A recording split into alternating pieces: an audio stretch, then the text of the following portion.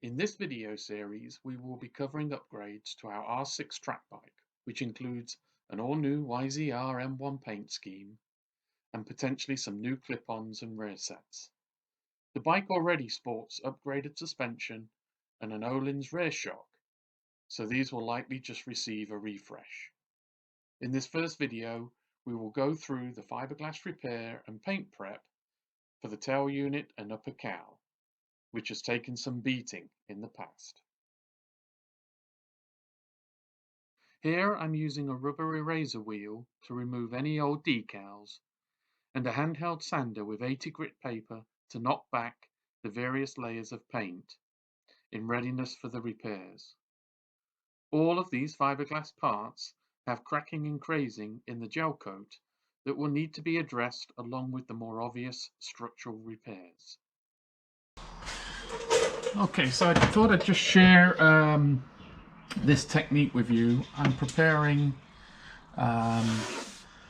this fiberglass seat cowl. This is for an R6 track bike that we're putting together, and the bodywork is pretty badly damaged. It's typical race bodywork, very thin gel coat, and this has been it's where it's been mounted here. Basically, it's been pulled down and all the gel coat has cracked. And you can see here, I put a photograph of before I sanded it as well. But you can see all the cracking, the crazing in the gel coat, where it's either been bolted down too tight to the bodywork and it's stressed it, or it's probably been in some accidents in its time. So what I want to show you is a technique which I kind of touched on in one of my previous videos, I think on the VF1000R, but here I'm going to do it on a larger scale. You can see here, there's the mounting hole. I think there must have been, I don't know, maybe 2 other mounting holes here. I don't know the history of this part. They've been filled. And this is quite thin now. The fiberglass matting has been sanded back a couple of times. So I will, on the inside, I'm going to lay new fiberglass down, fiberglass matting, and fiberglass that all in. But this will have to be all cleaned out to be able to get that to bond properly. And that'll give it more rigidity and the strength inside. But on the outside here, you just can't do that. No, if I mix up some fiberglass resin and try to lay that in and fix all these cracks and crazings, the fiberglass resin is just not going to wick into these cracks. It'll lay on the top, and then eventually it'll either peel off, because there's a lot of paint on here. And I can't sand out these cracks because the gel coat is very thin. And if I go any deeper than I have already, I risk just going straight through the gel coat into the matting, and then it's not worth trying to recover the part. But anyway, here's the technique I'll use. I've used this before. Like I said, I used it on some small repairs on the VF1000R. Basically, I take a very thin industrial strength cyanoacrylate or super glue. This is a special industrial strength one, and the thing with this is it's very thin, so when I lay it down on the part, it's going to wick into all of these cracks in the gel coat. And the idea is I'm going to apply this across the whole surface, and I'm going to use a blue paper, just a standard paper shop towel, but generally any kind of paper towel will work. And I'm going to wipe the super glue, the cyanoacrylate, into all the cracks, and I'm just going to keep applying layers until I feel like I've got a good penetration into the gel coat. And the reason we use the paper towel is that kicks off the cyanoacrylate. So as I'm wiping this in, it's also the dust particles from the paper are kicking off the cyanoacrylate, and actually they add strength to it, just like adding powdered plastic or anything like that. when you're using this technique to fill gaps. So anyway, let's go with it. And so I just liberally pour it on. Don't worry about having it perfect. Whilst we're doing right now, you can see here, try to get it into all the cracks like so. I'm just going to work my way down anywhere where there's a particular, so I'm just wiping that in, trying to take off as much of the excess as possible. As I say, we'll still have to reinforce this at the back. I wouldn't just rely on this, but what this does is it just allows you to save the gel coat basically, and then when we paint it, when we've done all the final prep, hopefully none of these cracks are going to show back through in the final paint scheme. It's, you know, it's race body work. It's not going to be perfect, and there's always the chance that, you know, some of these will come back through. There's a lot on this part, so it's I'm not saying it's going to be 100% fixed, but I have used this in the past and it works really well. So yeah, that's what I'm going to do. I'm going to just keep doing that until probably I've got 4, 5, 6 layers on there, and you can actually feel the heat that's coming off that as the cyanoacrylate is kicking off when it comes in contact with the part. Okay, and then in the final stage of this process, what I'm going to do is again apply I'm just going to let this tack off a little bit, and then I'm going to apply another couple of layers of cyanoacrylate, but this time as I lay that in, I'm going to use some 80 grit sandpaper, dry, and I'm going to sand as the cyanoacrylate is kind of just starting to kick off. I'm going to sand the whole surface. What that's going to do is mix all the dust that I create from sanding the paint and some of the gel coat where it's exposed. That's going to create a fine dust, and that'll mix with the cyanoacrylate and fill in all of the spider cracks. So we've already put in the cyanoacrylate on its own, let that penetrate deep into the cracks and into the gel coat. Now we're going to do the same thing, but we're going to basically add in the powder from the sanding, which will do a final filling job on the actual cracks themselves and add quite a bit more strength, because that'll get pushed into all the cracks and add some additional strength. Again, it's just the same really as adding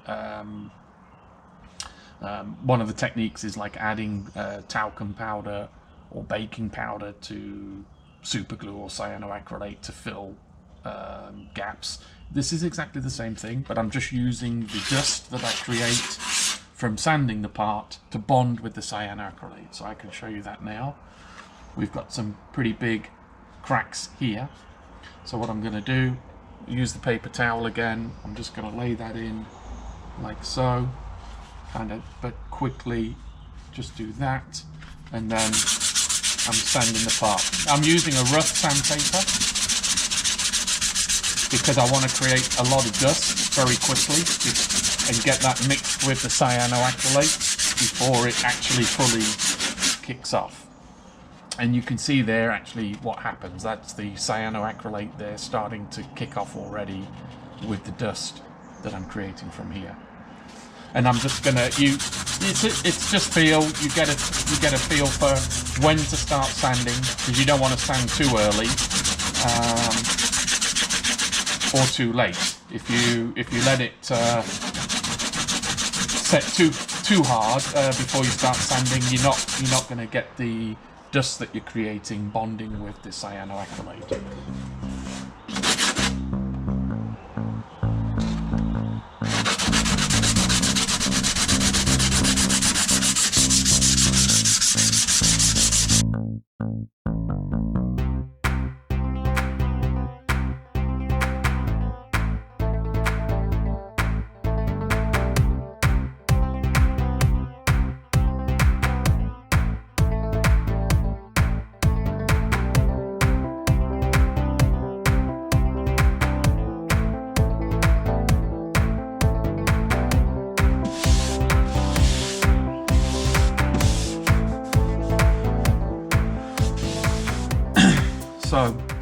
I don't know how easy that is to see on the camera, but you can see that's now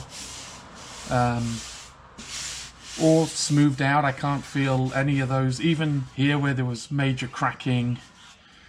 I can't feel, I can, you know, only I can feel because I've gone over with 80 grit.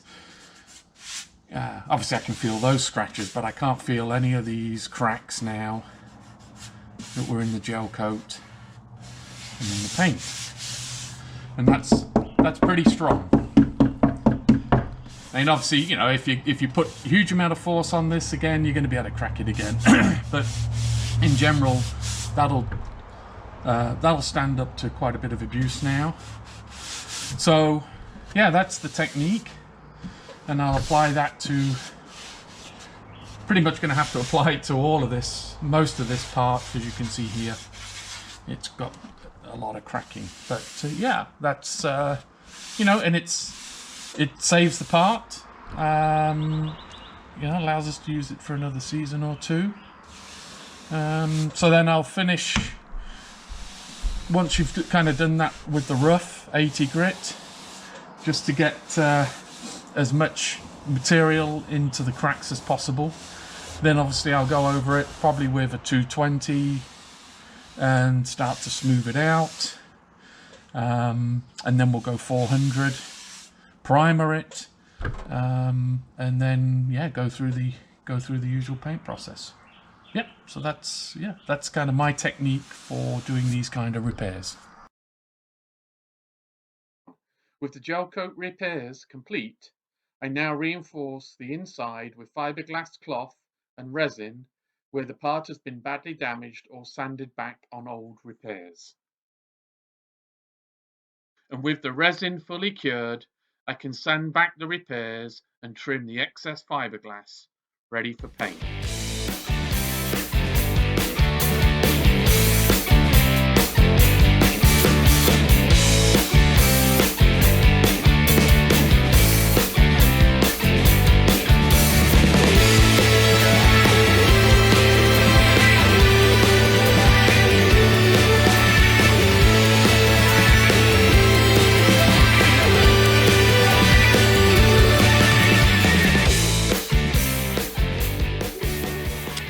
So just regard to sanding a piece like this, I generally like to use one of these battery powered sanders. It's really handy on small jobs like this where you haven't got large flat panels to worry about keeping you know, really flat, but this still has a lot of contours and curves to it, so even though I'll use this to take the majority of the paint off, or here you can see where I've actually also used it to very neatly sand back all the fiberglass repairs, which are looking great now. Very happy with that. Shaped everything. I've used this to be able to shape everything, and knock down all the edges to make sure there's no sharp edges when we come to do the paint, because that'll cause cracking in the paint if we leave the sharp edges. But yeah, the fiberglass repairs came out really nice. But yeah, I like to use this tool. It's actually really good for this kind of job. But it's always important on something like this where you've got a lot of curves and contours to go over by hand. So I like to use actually the sticky backed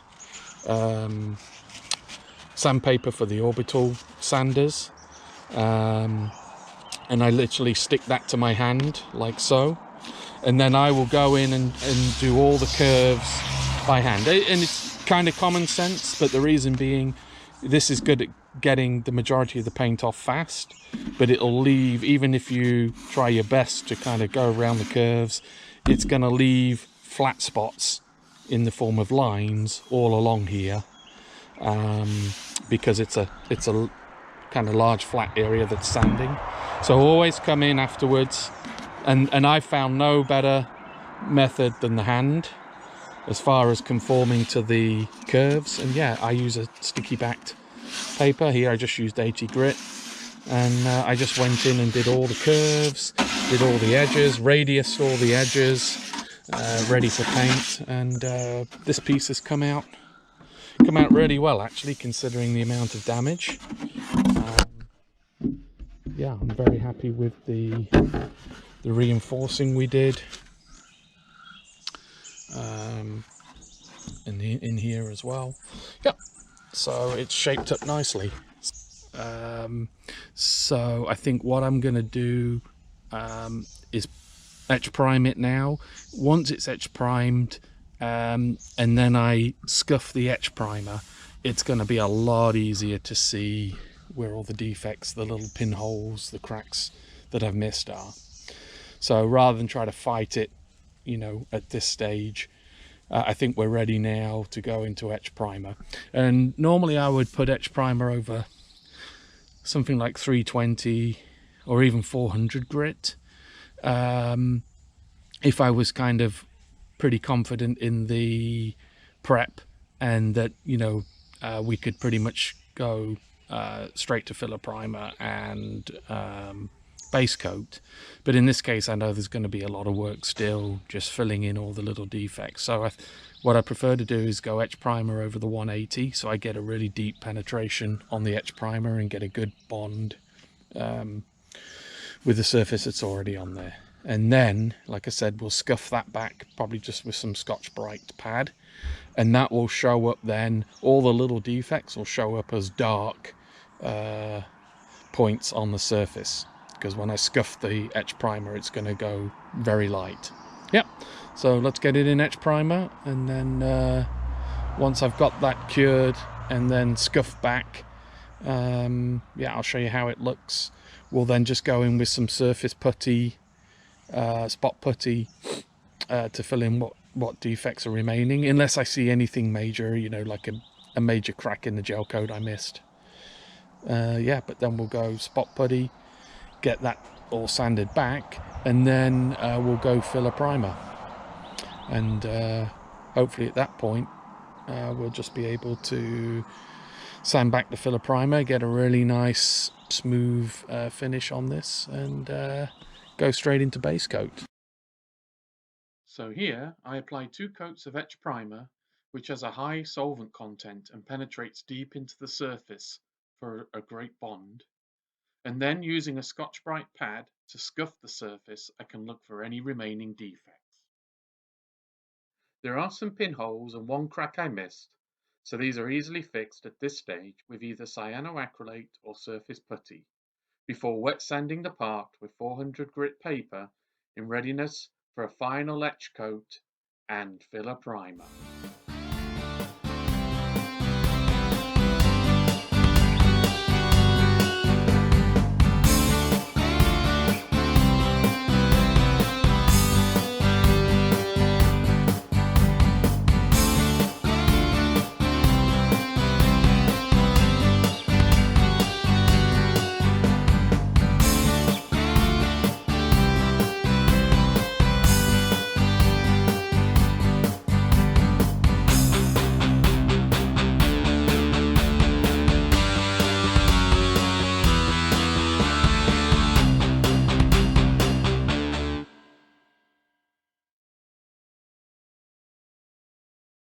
We now repeat the exact same process on the upper cowl, which also has some major damage.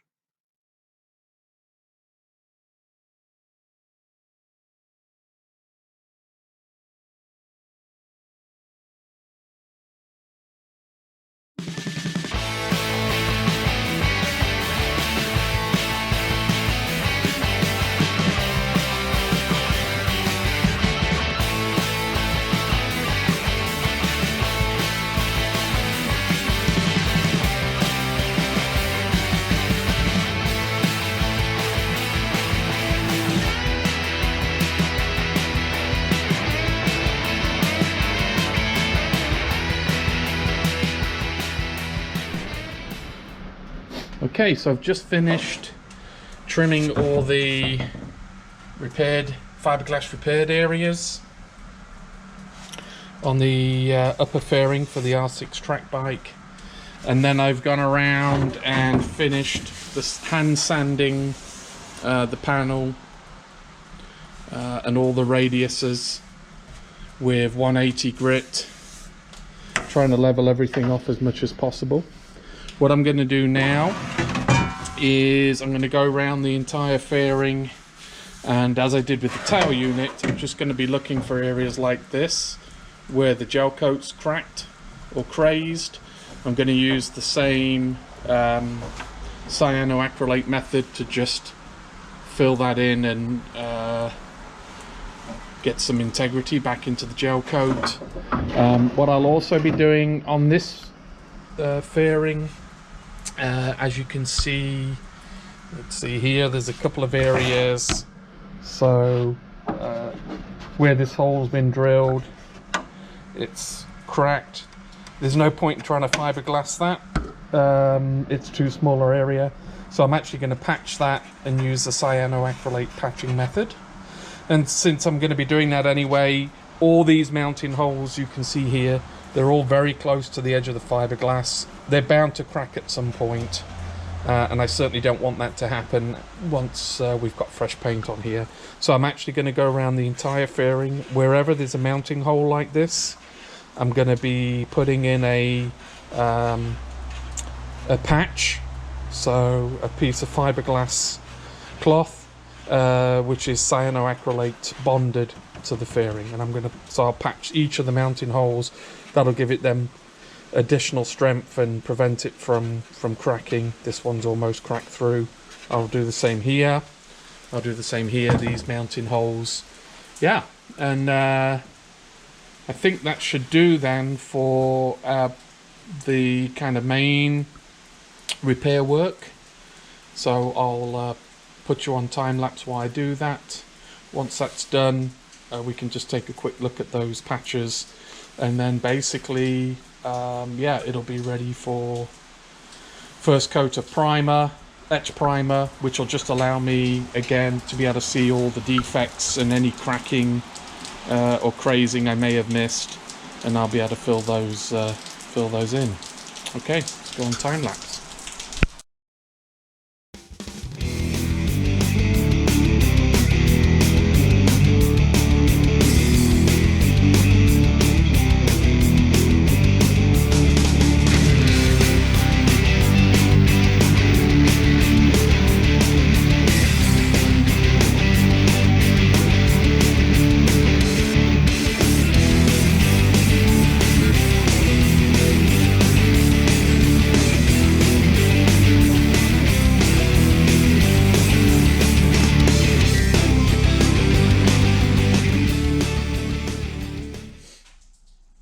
Okay, so here you can see the reinforcing patches that I've put over the mounting holes,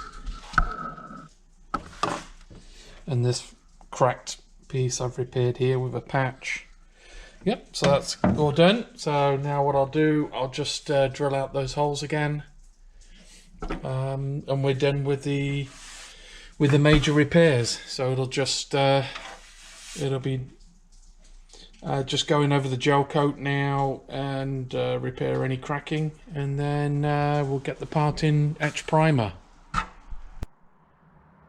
Okay, so with all the major repairs done, I've already primered the tailpiece once already, gone in and filled in any remaining defects and sanded that out. So this now will be going into its final etch primer, and then we'll put some high build primer on that.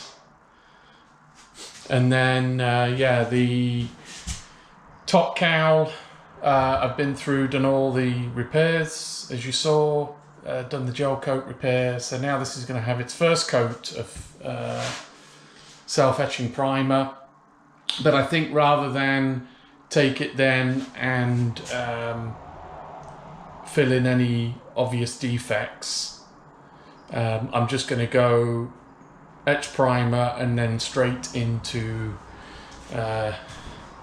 urethane high build primer, and because we're going to end up sanding most of that back anyway to get a nice smooth surface, and I'll be able to find any defects while I'm doing that. It just saves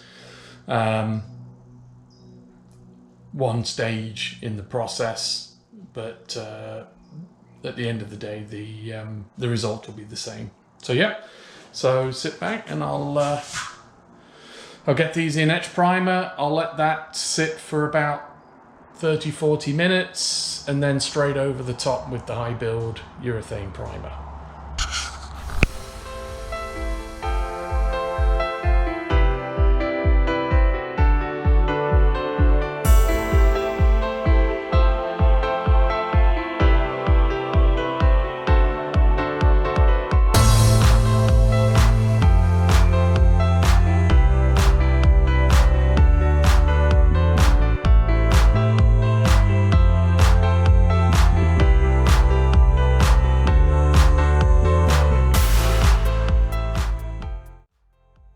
With both parts in filler primer, I'll finish up this first video in the series. In the next video, I'll tackle the lower, gas tank and front vent. If you enjoy this content, please like the video and subscribe to the channel. Bye for now.